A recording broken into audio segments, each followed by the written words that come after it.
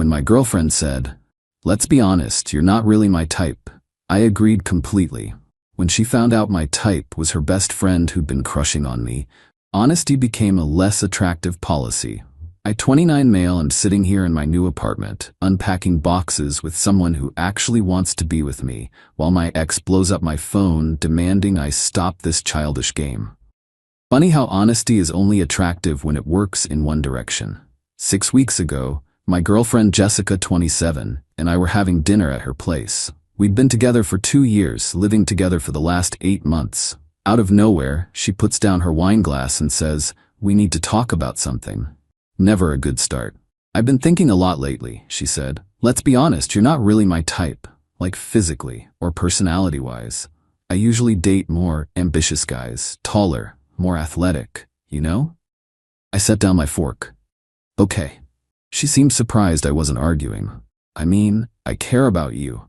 You're stable, reliable, good boyfriend material, but there's no spark anymore. I think we should open the relationship. Let me explore what I'm actually attracted to while we maintain what we have." Translation: I want to sleep with other people while keeping you as my safety net. You know what, Jess? You're absolutely right. You're not really my type either. Her face went through about 5 different expressions. What?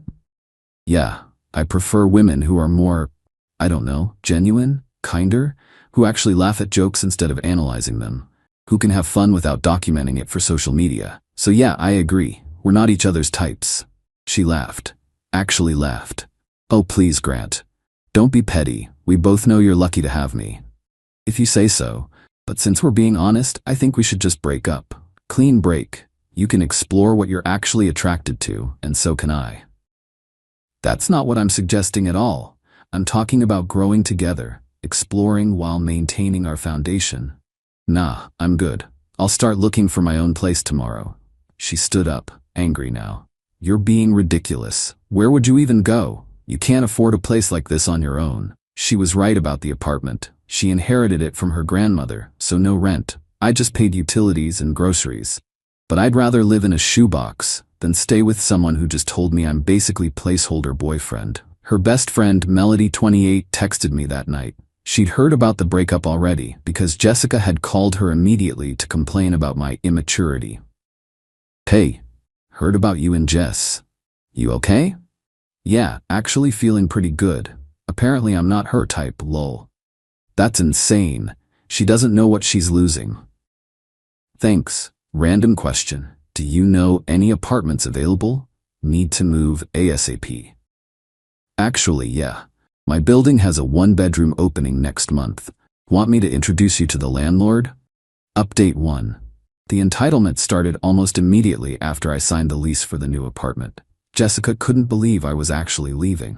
She kept saying things like, "You're really going to throw away 2 years over one conversation?" And I was trying to be honest about my feelings. The day I was packing, she stood in the doorway of the bedroom. "You know Melody's apartment is tiny, right? It's like 500 square feet. It's 650 actually, and it's perfect for me." "How do you know the exact square footage?" "Because I signed the lease yesterday." Her face went red. "You're moving into Melody's building? Are you serious right now?" "She helped me find a place. Is that a problem?" "She's my best friend, and she's being a good friend by helping me out." Jessica grabbed her phone and started furiously texting. I knew she was messaging Melody. I continued packing while she had her meltdown. 20 minutes later, she came back. "Melody's not answering me. Maybe she's busy." "She's never too busy for me." "What did you say to her?" "Nothing. We just talked about the apartment." The truth was, Melody and I had been texting a lot. Not about Jessica, just talking. About books. We both love mystery novels. About cooking. She sent me her grandmother's marinara recipe. About random stuff. It was nice talking to someone who actually seemed interested in what I had to say. Moving day came. Jessica made sure to be there, inviting over her friend group to help, aka witness my departure and make comments.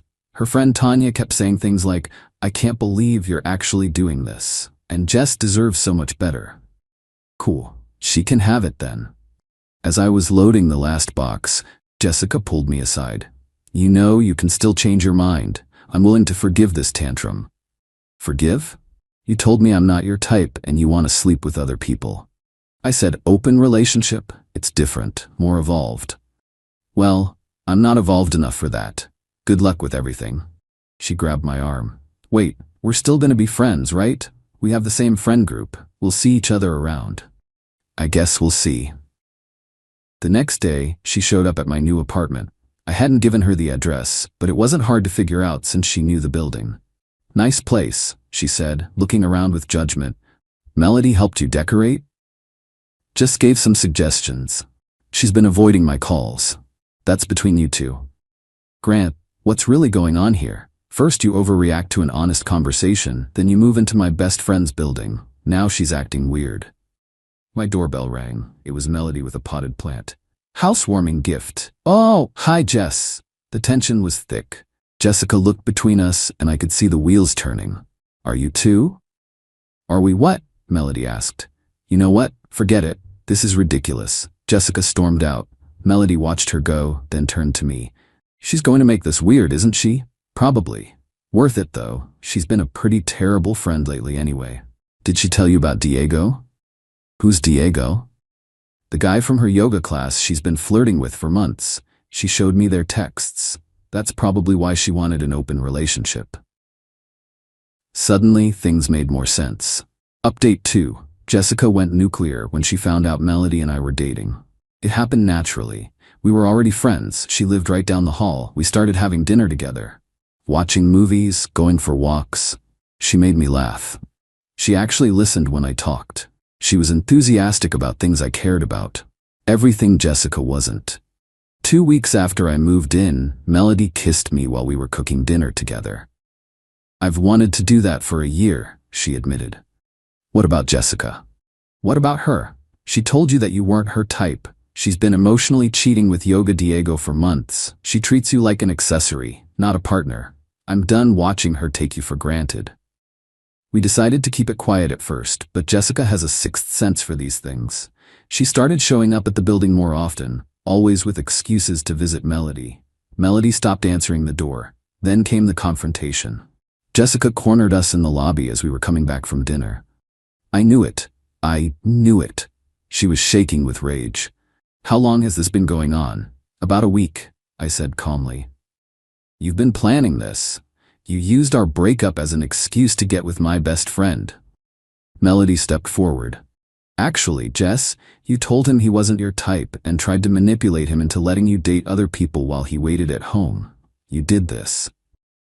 You're supposed to be my friend. There's girl code. Girl code doesn't mean supporting you when you're treating someone like garbage. You literally told me last month that Grant was just comfortable, and you were waiting for something better to come along. I turned to Jessica. You said that? She had the decency to look slightly ashamed for about 2 seconds. That was private. Mel, how could you? How could I? How could you? You strung him along for 2 years while sexting with Diego. That's different. Diego and I have chemistry. Then go be with Diego, I said. Why are you here yelling at us? Her face crumpled. Because Diego has a girlfriend. He was never going to leave her, I found out yesterday. There it was, the real reason for her anger. Her backup plan, Diego, fell through, and her safety net, me, was no longer available.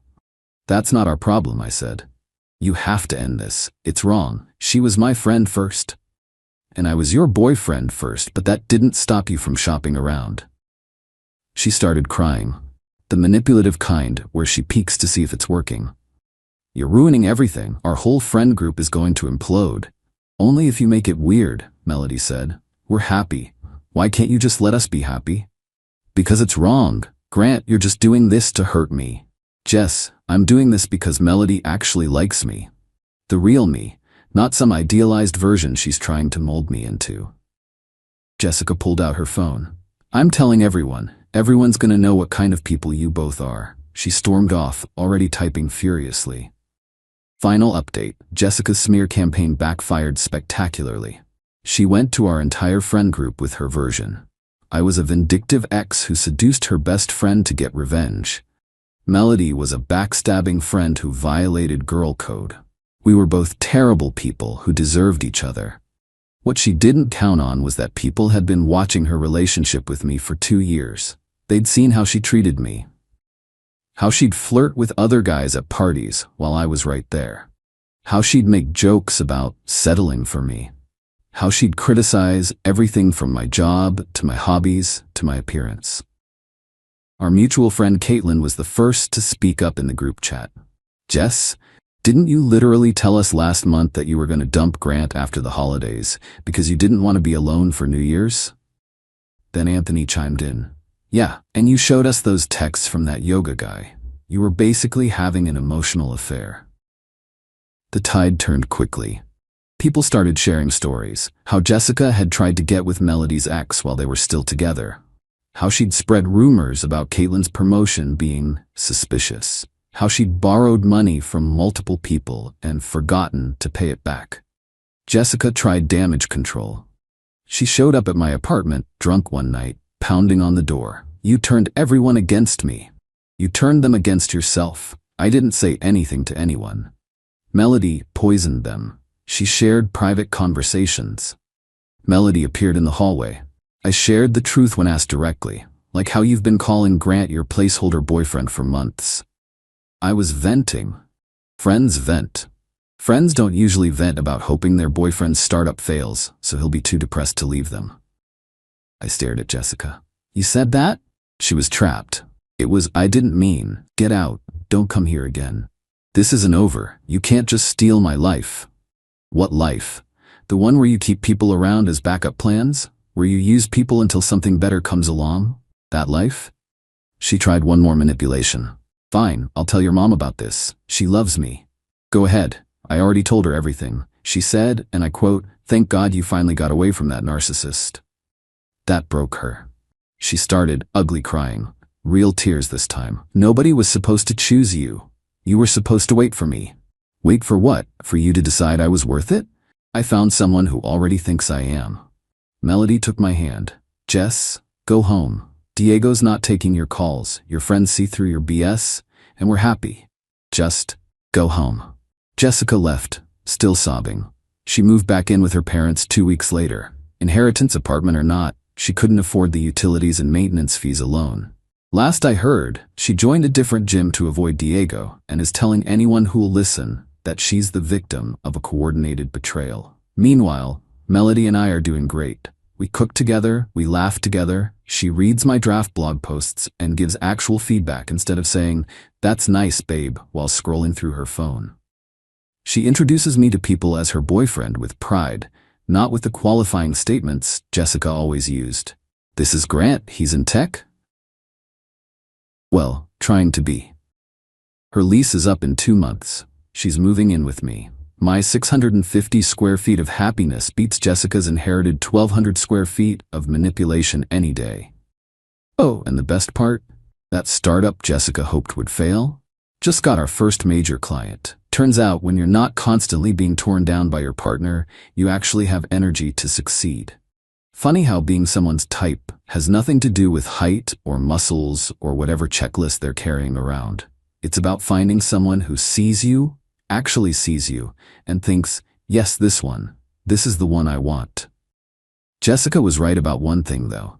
We weren't each other's type. She needed someone she could manipulate and control. I needed someone who actually liked me. Good thing we were both honest about it in the end.